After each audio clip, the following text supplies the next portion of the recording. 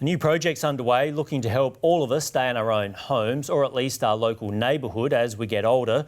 It's all about making better use of existing larger homes, and leading the project is Dr. Damian Madigan, an architect and senior lecturer at the University of South Australia.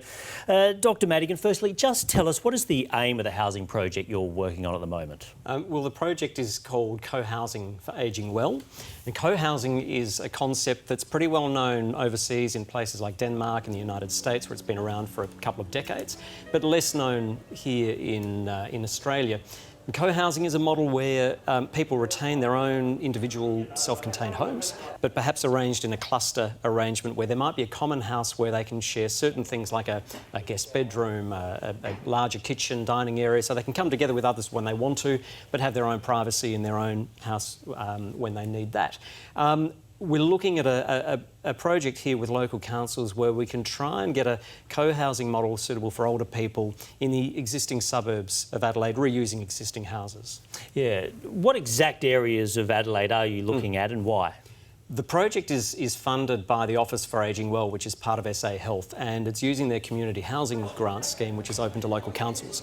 So we're doing it with the councils of Unley, Burnside, Prospect and Walkerville, and we're also working with the Department of Planning and Infrastructure and the State Planning Commission.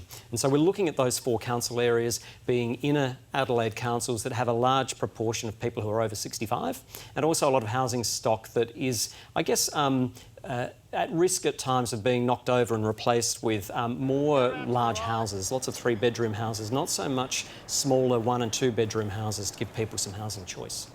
How important is it at the moment that we start to look at the housing options for older people, given we have an ageing population? That's a very good question. It's extremely important because I think we understand that people benefit as they get older if they're able to stay in their own homes as long as possible or move within their community so that they're around the facilities and the people and the places they know for as long as possible. And unfortunately, there isn't much choice when people want to do that, if they want to move within their community. There's lots of 3-bedroom housing options, not much smaller stuff to give people the chance to move within their local community. So it's really important that we try and find not just more housing as we increase housing density, but houses of a much greater variety.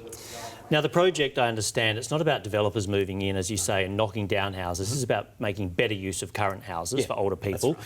What do you hope the outcomes will be when you kind of finish up this initial project, I think, next year?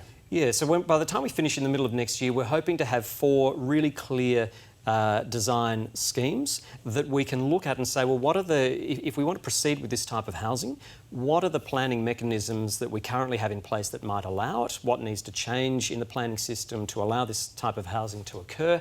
And where's the sort of tipping point in it?